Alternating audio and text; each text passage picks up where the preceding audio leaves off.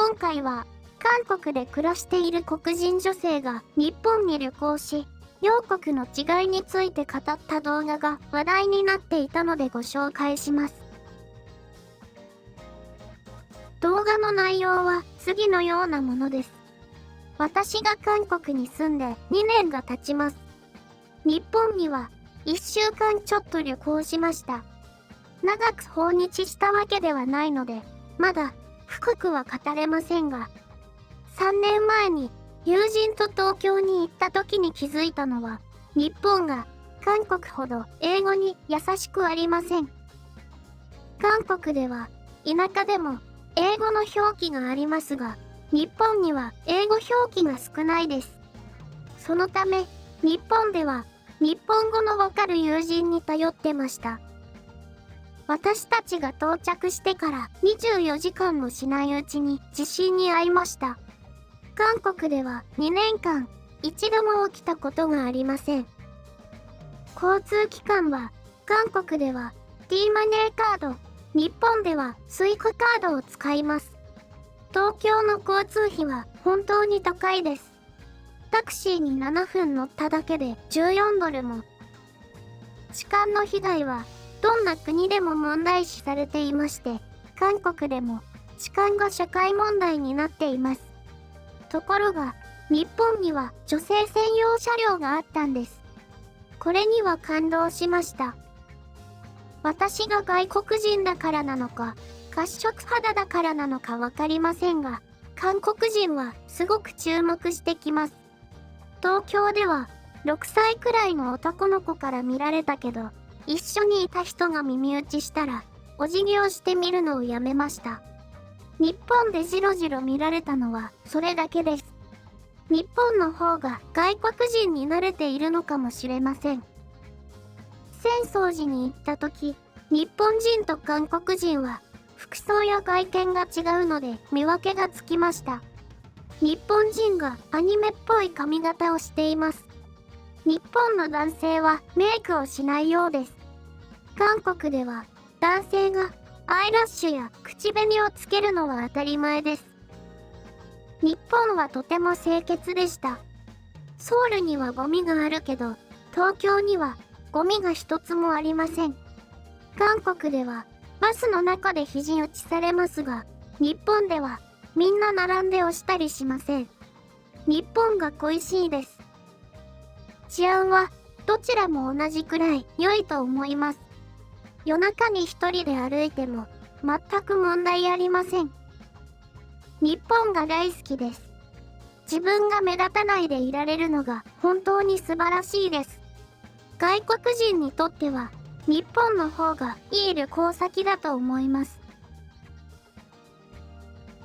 それでは、この動画を見た海外の人たちのコメントをご紹介します。そうそう、日本は人種で決めつけたり、じろじろ見たりしないよね。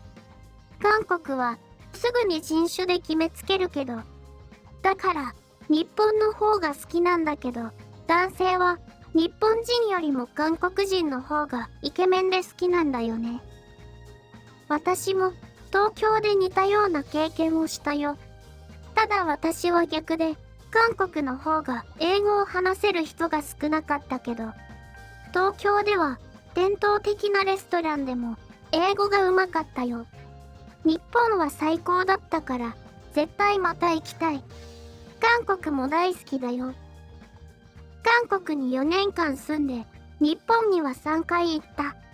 日本の方がもう少しフレンドリーだったな。大阪や京都のようなエリアだけで東京には行ったことがないけど、韓国にいた4年間よりも日本にいた時の方がたくさんの人と話したよ。日本では年齢差別を心配する必要もないし、韓国では40歳以上の外国人は神だよ。日本の方が友人を作りやすい。韓国人はレイシストだよ。両方旅行してきたけど、日本人の方が外国人にフレンドリーだし、尊重してくれるので、じろじろ見たりしないよ。韓国人は外国人をじろじろ見るし、レイシストだと思うね。チェジュ島でバスに乗っている時、褐色肌の外国人が入ってきたんだけど、韓国人は変な顔をして友人とひそひそ話してたよ。とても失礼だと思った。外国人だと扱いが違うのかもしれないね。まあ、日本は昔から外国人がいたけど、韓国は20年前からだからね。あなたが可愛いから見られたんだよ。そしておそらく外国人だから。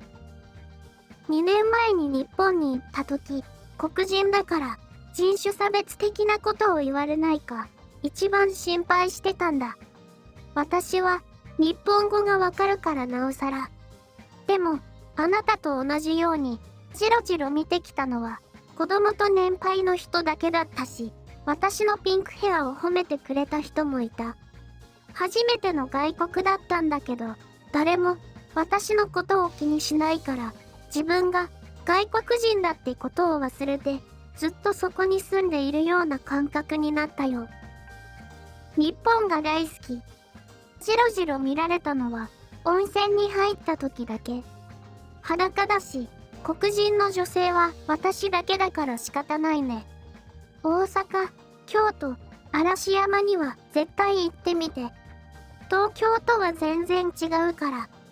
大阪はもっと芸術性が高くて、通りには歌手がいて一番好きな街。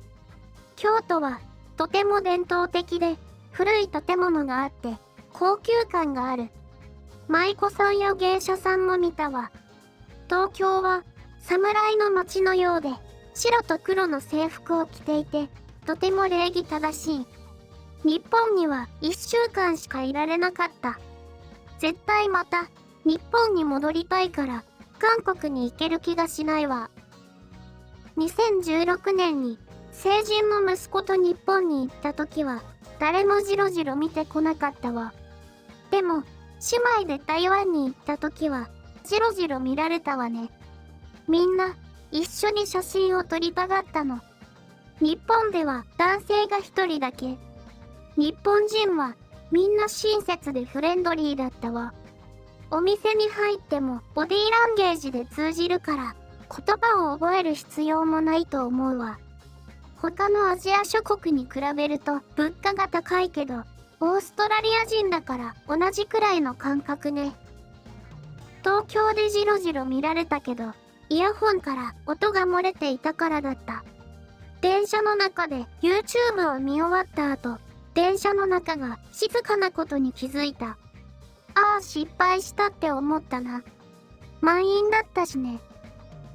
私が一番感じた違いは日本の女の子の方が韓国の女の子よりもずっとフレンドリーだった。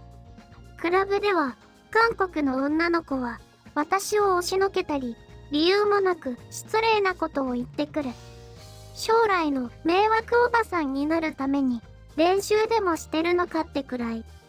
でも日本の女の子はいつも私のことを褒めてくれるし他人に介入しないわ。韓国人がみんな悪いとか失礼とか言ってるわけじゃないけど、どこの国も失礼な人がいるからね。日本人は一般的にもっと高いレベルで公共の社会的マナーを守っていると思う。最後まで見ていただき本当にありがとうございます。ダメ、人種差別と思った人は高評価ボタンを押してください。また、今回の話題について思っていることがあれば気軽にコメントしてください。